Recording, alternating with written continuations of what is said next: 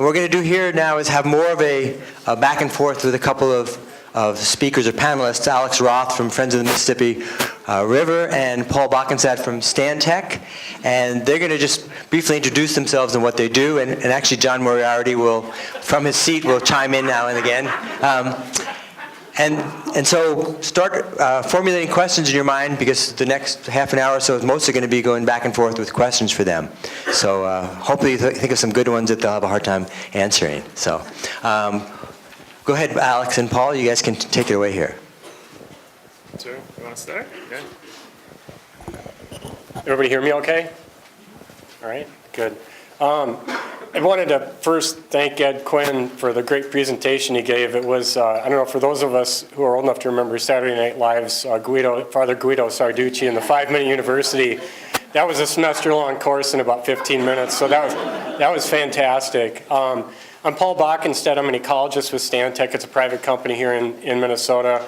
I've been there 20 years. Before that, I was at the Minnesota DNR, worked for the Iowa DNR a long time ago in the University of Northern Iowa. But at Stantec, I'm involved in doing ecological consulting as well as running, overseeing our restoration team that does work in 3 states in the upper Midwest. And I'm really fortunate to be able to do the inventory, help develop management plans, and then actually see work out on the ground. As I look out through the crowd this morning, I'm really humbled that I would be asked to be up here, because the room's filled with giants, many of whom I've been challenged by and learned a great deal from. So thank you for all of you that have done that for me. With regard to buckthorn, I just wanted to touch on a couple of things about a general approach that I feel like I've developed. No 2 sites are alike. There may be variations on theme. Mark Twain was attributed with saying something like, history doesn't repeat itself, but it rhymes. I think it's really important to get a good inventory of every site to develop a solid plan. My feeling is if you're starting with a site that's highly disturbed and highly invaded, you need to use a really intense, multifaceted approach and be determined to stick with it for at least 3 to 5 years till you get things going again. I really treat natural ecosystems and restoration from a wellness standpoint. As it specifically relates to buckthorn, I really feel like our oak woodlands and woodlands in general in the upper Midwest have gone through this period of being invaded by a variety of invasive species. Their overall health is diminished. We've lost a lot of native species richness. The composition, structure, and function of a lot of these sites has changed for a variety of reasons, including invasive species and climate change. So using that wellness argument, I really think you need to understand your patient, what they need to start getting well. A lot of our sites that have already been highly invaded, I think of them, they just had a heart attack, they have pneumonia. We need to figure out how to get them better. So I really feel like a lot can be accomplished in a 3 to 5 year intense restoration phase to get some of these sites back to a state of wellness where they can be maintained with a relatively modest and appropriate level of inputs. Don't give up, don't get discouraged, put your blinders on, because most of us who deal with management of these properties that are infested with buckthorn, we can only go up to the property boundary. Stick with the program, keep the faith, and I guess I'll turn it over to Alex, and then after he's done, we'll stand as targets for a while. Yes, we will. So my name's Alex Roth. I'm an ecologist with a group called Friends of the Mississippi River. We're a Twin Cities nonprofit, essentially whose mission is to protect, restore, and enhance the Mississippi River and its associated habitat and watershed within the Twin Cities. Our sort of focus area is the 72-mile stretch of the Twin Cities metro that is the national park. And along with Karen Schick, who's my coworker, who many of you may know, she's here today, we're the 2 ecologists in our land conservation department. Like Paul, we both work to evaluate properties, write natural resource management plans, and then apply for grant funding, hire contractors, and actually oversee the restoration of these properties. So we work on we probably have about 35 concurrent restoration sites. Over the past few years, we've been restoring about 60 sites, almost 3,000 acres within the Twin Cities. And again, no site is the same. Every site has a different management challenge, and so what I sort of really want to stress here in my quick 2-minute spiel is that it really, this is cliche, but it takes a village. You need partners, you need that funding source, you need patience, and you need that restoration toolbox. That's something that we all say, right? We have this restoration toolbox with a variety of methods. No one tool is going to do it. We don't yet have a silver bullet to manage buckthorn or most other invasive species. So you need to use multiple methods concurrently over the same time frame. So I just wanted to say a few quick things about our experience in terms of sort of what's kind of working for us, what's not working, and really what we need. So first of all, what you may have gleaned from Ed's talk and other talks, what's not working is a one-shot removal. A lot of people think they can go in and remove buckthorn in a year. If you cut down everything, if you cut down the seed producers, you're good to go. That's just not the case, right? We've got seed bank, you've got seed coming in from neighboring properties. It takes multiple years. 3 to 5 is often our sort of grant funding cycle time period. So that's often what we'll use to manage. As Paul said, we can often get pretty good results. Sometimes you got to use a heavy-handed approach, but in that 3 to 5 year period, we can have some success. Sometimes it's going to take more than that. It's going to take 10 or 15 years, like Ed said. And then the other thing that's really just not working is any one tool. If you think that you're going to clean up an entire site using weed wrenching, not only is that going to be a hell of a lot of work, but you're going to create other problems too. You're going to create soil disturbance. You're going to open up that seed bank for things coming back. So really what is working for us is more of a focus on post-removal conditions. And so for us, it's been actually thinking about invasive species management a little bit differently. So we're not just thinking about the success of a specific technique for getting rid of buckthorn. We all know that cut and paint treatments work pretty well, basil bark works pretty well, forestry mowing with big machinery works pretty well. But it's almost less about that for us and about what happens afterwards. So we're thinking about how do these conditions that result from these treatments, so whether it's disturbed soils, whether it's more available light or nutrients, how do those affect what's coming back? We have to think about what we're doing to this landscape that's affecting how native plants recolonize and how buckthorn recolonizes. So we're looking at how these treatments affect the amount of bare soil available for plant colonization, the amount of light that may suppress buckthorn in the future, and the amount of diversity that we're getting back in these sites where we manage. So we're almost managing these conditions as much as we are managing the plant itself, and that's a good way to think of this on a lot of sites. So just a quick sort of rundown of the things that we really need, the things that we need on all our projects. You know, you need a dedicated source of funding. We've been really lucky in Minnesota to have a lot of great funding sources. Our state grant sources from LCCMR and LSOHC do a great job. These are 3 and 4 year grant cycles where you can actually get quite a bit done. We need collaboration. You have to have partners that are willing to put in resources and time. You need things like this. You need research on the topic, so we need applied research like the things that are being done with the Terrestrial Plant and Pest Center, and then we need info sharing. So it's not enough to just do that research. You got to have symposia like this where you can actually get in front of people, share what's working, collaborate, and share good results.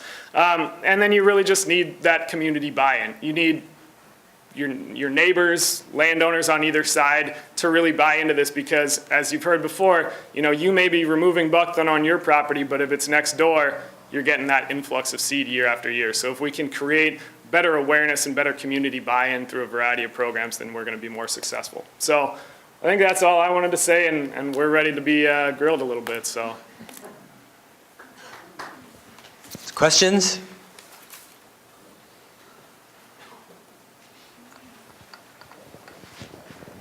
And maybe each person with a mic look around after to see who's got their hand up so they can pass it around more quickly than handing it back to me. How do you think the overpopulation of deer affects the buckthorn control programs? I know from my experience, you remove the buckthorn, you try to plant desirable plants, and they eat it all. You have to cage them, so it's even twice or 3 times the work. yeah, I mean, you know, there are so many other factors that are occurring at the same time as this buckthorn issue that really hamper our restoration, right? So you've got deer, you've got climate factors, you've got earthworms. All of these things make it much harder to restore these systems to the way we want.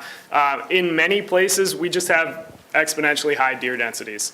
And so that should be a management consideration when you're doing these buckthorn removal projects. That should be taken on in concert with this buckthorn removal, because just like you said, you get these higher deer to plant ratios. As buckthorn outcompetes our native plants, there are fewer native plants left. And you remove that buckthorn, and you've got this really high deer to plant ratio where you've just got a few natives left, and that's dinner, right? So often it does take that extra effort. It might take seeding at higher densities, it might take caging your plants, but really deer management has to be involved in this. Yeah, I would agree. The deer browsing in the winter tends to preferentially avoid buckthorn, which skews things. And in the summer, the deer tend to hit the forbs harder. They especially take off flowers and things. So, relative to the herbaceous vegetation, I think in cases where we don't have a lot of pre-existing native ground cover to backfill after the buckthorn is initially treated, I think it's important to do some supplemental seeding of appropriate species at appropriate levels to not only provide some competition, but diversity provides stability, and the stability will impart resilience into these systems, and it's part of minimizing the impacts of individual factors like deer. On the deer issue, one of the problems is when you clear an area and you plant 5 oak trees on your 2 acre, there's very few stems for the deer to browse. So in some areas, even having 2 or 3 deer on a 50-acre site might be too many. And trying to get deer numbers down to 5 deer per square mile is not going to happen in the metro. We try on an annual basis in Three Rivers to remove deer, and we can keep somewhat of a level in there. But we do a lot of fencing for our big forestry projects. We do fencing around individual oak trees in more of the savanna habitats. So you do have to protect them. But on the other policy side, if you live in the 7-county metro area, talk to your city council. Let them do deer removal down the street from this building. And Roseville just started removing deer last year. So, I mean, you can do it. In some places, you don't need that many deer. In areas where you're dealing with fragmented woodlots, even having 5 or 10 deer per square mile can be too many. So deer is one of the issues. I like to blame earthworms more than deer, but that's another hard thing to get stuff to regenerate. So you've mentioned that multiple tools are necessary to really effectively remove buckthorn. Can you talk us through some series on some sites where you've seen a successful or trending towards a successful conversion from buckthorn canopy to a pretty decent, sustainable ground cover? Sure, yeah. I'll use one example of an FMR project that we have going on right now in Elk River, Minnesota. It's a 335-acre conservation area called the William H. Holton Conservation Area. It's at the confluence of the Elk and the Mississippi Rivers. Great old ag field that we're converting to native prairie, but it also has about 120 acres of floodplain forest and savanna habitat.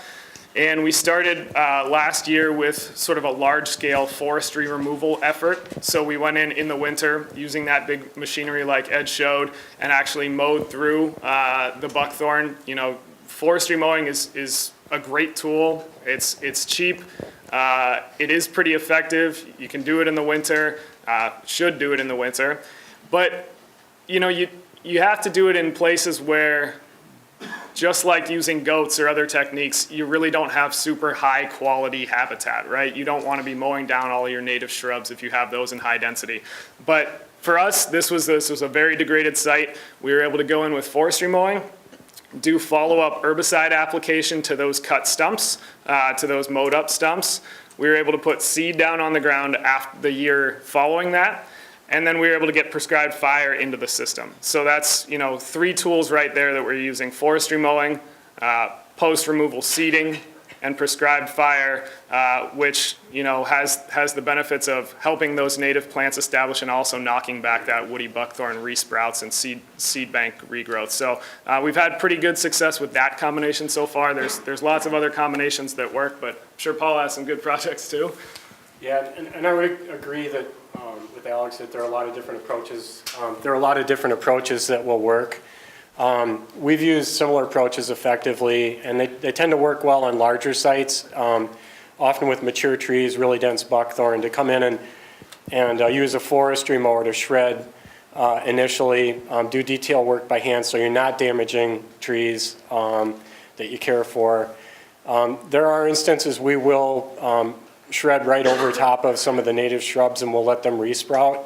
And there's some advantages, I think, of using forestry mowing over hand cutting, in particular in larger areas where you want to get wheeled equipment back in to do supplemental seeding. If you want to do mowing with like a bush hog or something like that, and then to do follow-up foliar treatments. I think it saves a lot of money and angst with equipment if you don't have to drive over stumps, especially if somebody's not cutting the stumps parallel to the ground surface. But I think if there's not a lot of pre-existing native ground cover, I think supplemental seeding of natives to get the fine fuels up and increase the species richness at the ground level at herbaceous layer is really important. And then follow-up treatment with spot spraying, foliar in most instances for us, and then where it's possible, integrate at least one, if not several, prescribed fires in the first 5 years. And the frequency of fire for maintenance for the long term, I think, is if that's going to be your tool, I think you really need to, where possible, without damaging other things, think about really dialing up that frequency or dialing it down to just a few years, because if you let buckthorn go for 3 to 5 years, you're already losing the game. So can I just say one more thing about sort of this method that we have described? You know, I mentioned that we're kind of thinking about managing those conditions post-removal. One great thing about forestry mowing is that essentially you're providing a thick layer of mulch that sits on the soil. Now that does have some effects on how native species establish and come up, but it also has a great effect of suppressing that buckthorn from the seed bank. So if you know about buckthorn, you know it prefers to germinate on these bare soils. That's what it's evolved to do. So when you have a thick layer of mulch, that sort of replicates conditions in our historical forests where we may have had thick leaf litter layers and duff layers that prevent those seeds from getting to the soil. So it actually helps us to have that mulch down as well. That's sort of another tool that we get as a byproduct of our forestry mowing. So thanks, guys. I was hoping you could get into the specifics of the herbicide a little bit. We always talk about these follow-up treatments, and that's where it stops. You know, do you rates, time, types of herbicide? That'd be great if you could share some of that. Sure, yeah, so, you know, there are a number of really effective herbicide products. People talked about the glyphosate-based Roundup products. We've got triclopyr-based products like Garlon.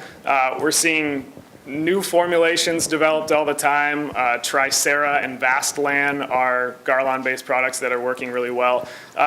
You know, timing of cut stump removal, for example, we prefer to do late fall and during the winter. Use that with your oil formulations. We can see success. Around 20% is a great rate for something like Garlon or something like glyphosate. You can get it with less, 12 to 15, for example. But we've seen really great success with cut stump removal, application of a Garlon herbicide, a triclopyr-based herbicide at 20%. With foliar sprays, with resprout sprays and spot sprays, things like Garlon 3A can be used at lower percents. We like to do those in the fall. A lot of our management timing is just dictated by what the effects of that herbicide on the native vegetation are going to be. So we want to do it late in the year, both because we don't want those negative effects, non-target effects on our native vegetation. At the same time, late in the year is when those plants are drawing back in their nutrients. So if you can get buckthorn in October, for example, it's pulling its nutrients back down into the roots. If you get herbicide on those leaves, it'll pull that herbicide down and you get a better overall kill. Can add lots of stuff. Yeah, good question. And I think given your experience, you could probably be up here sharing as much with us. For the cut stump treatments, we will use glyphosate during the growing season, and we've had good luck with that. We'll use Garlon 4 with basil bark oil in the winter. I I'd be interested to hear if anybody else has other observations, but my experience has been if you cut within 6 inches of the ground and you treat the stem promptly, you get almost perfect treatment. We use daubers with our Garland 4 and oil. We designed our own daubers and we use those, and it's cut down on our herbicide use by about 90%. For foliar treatments, I think it's, as Alex said, it's really important if you're going to do a growing season treatment that you're super specific and targeted. Garland 3 is okay.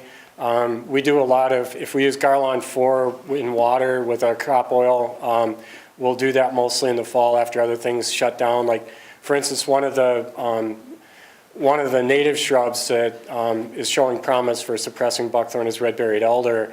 And when, we may mow that off with our forestry mower, but we'll let it resprout and we won't treat that when we go through and do our spot treatments in the fall. And we're finding that the red-berried elder is doing a marvelous job of suppressing buckthorn seedlings.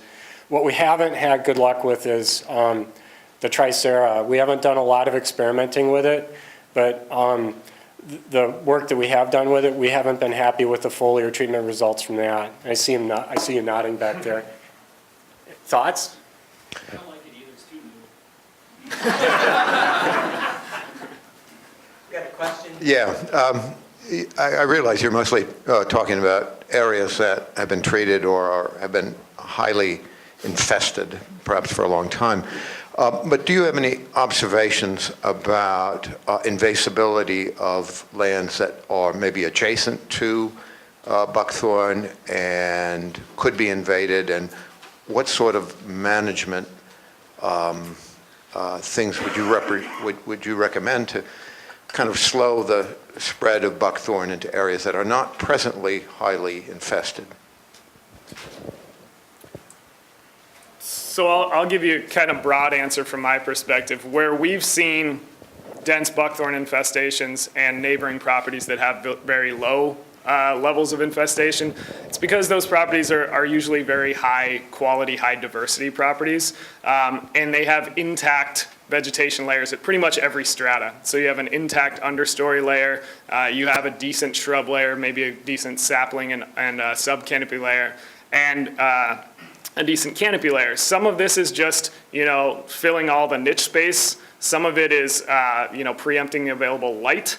So we see, low levels of buckthorn infestation in maple forest, for example, where it's just too dark for buckthorn to get through. But for me, a lot of it seems to boil down to intact, high diversity plant communities. And there's some research to back that up. That there's a sort of diversity invasibility hypothesis where more diverse communities are more resistant to invasion. That doesn't always hold, but we've seen that both in our sort of prairie and woodland and forest systems here.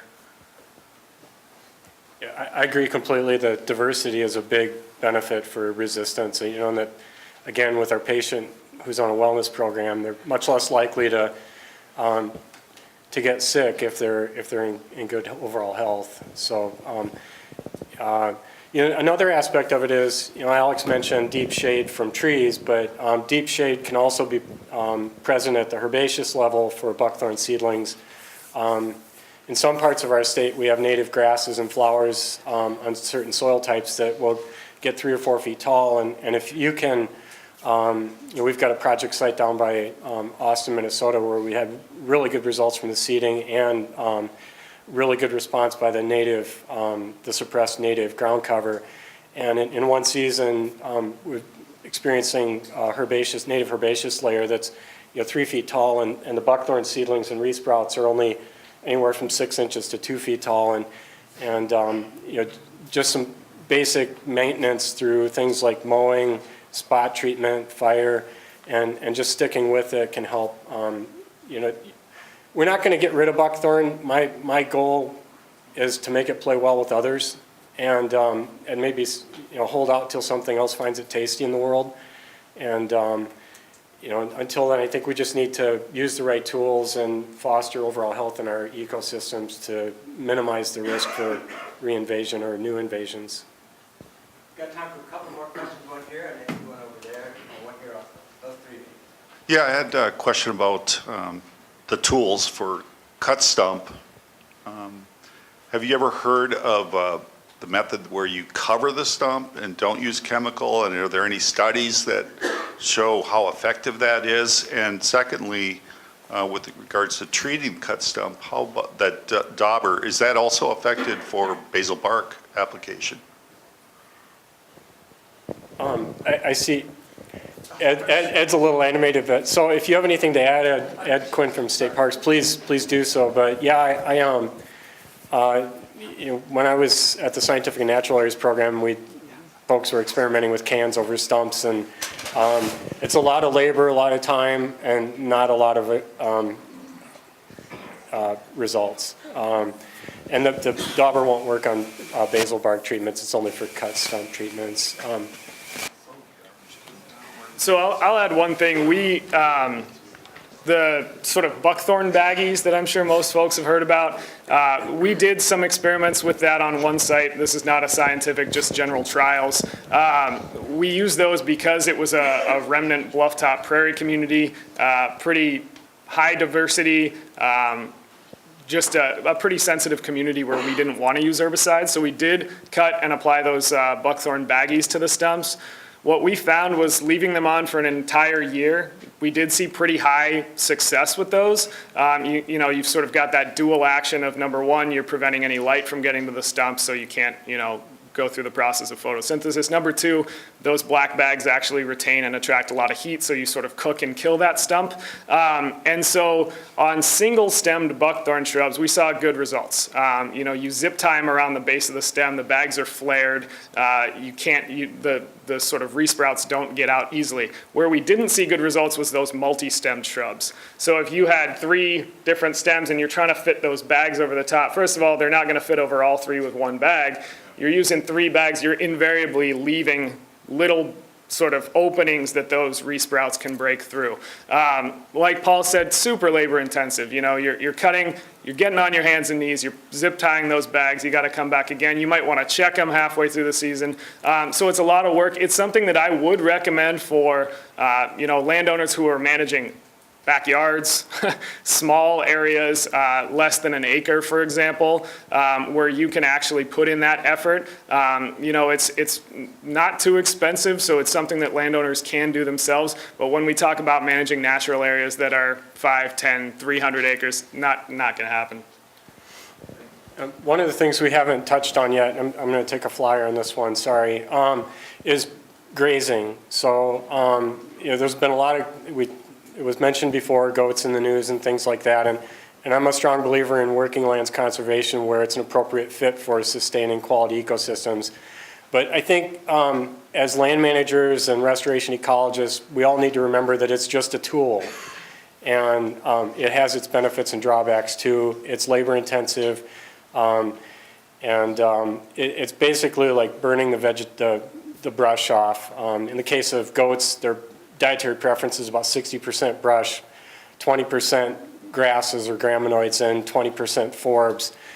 So in the 40% of their diet, you're going to end up with some non-target damage, and it really doesn't. It may suppress it, but it's not going to provide long-term control. So I think as we think about grazing, it's new, it's exciting, but we all need to understand that it's just another tool, and we need to use it appropriately.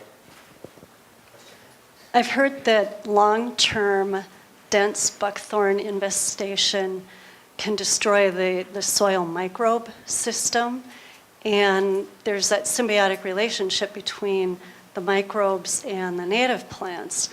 So I'm wondering if you've seen anything, in areas where you have done a pretty good job of taking out the buckthorn, what is the resprouting of the natives, and would you have to re-inoculate the soil?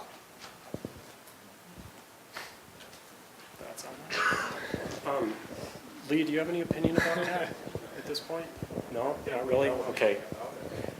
Yeah, I know that there's an effect by garlic mustard on the soil microflora. I'm not quite so aware of buckthorn doing that. I know that they change the nutrient balance in soils and can cause some problems that way, maybe even some challenges for revegetation with natives. And unless a site is extremely disturbed, we have not used artificial inoculum with our seedings. We'll use it in other cases like construction sites where soils have been killed or significantly modified so they're really damaged. But in native ecosystems, we've shied away from introducing outside inoculum.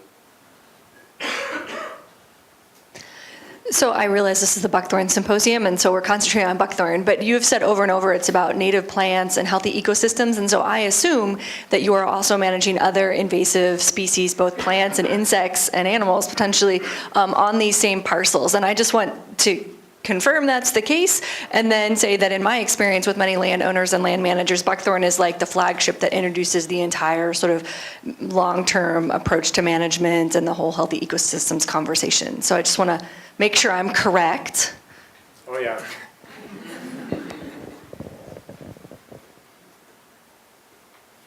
That was a very short answer, so we have one question. Maybe one more question. In your experience, is buckthorn allelopathic?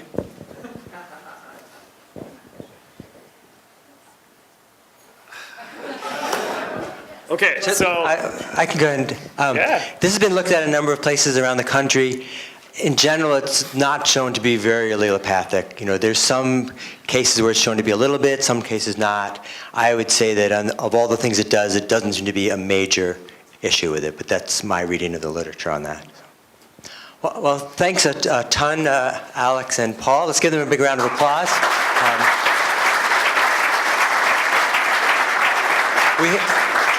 We have one more kind of full-length presentation by Mike Schuster, and then Ann Pierce will speak briefly, and I will as well, wrapping it up at the end.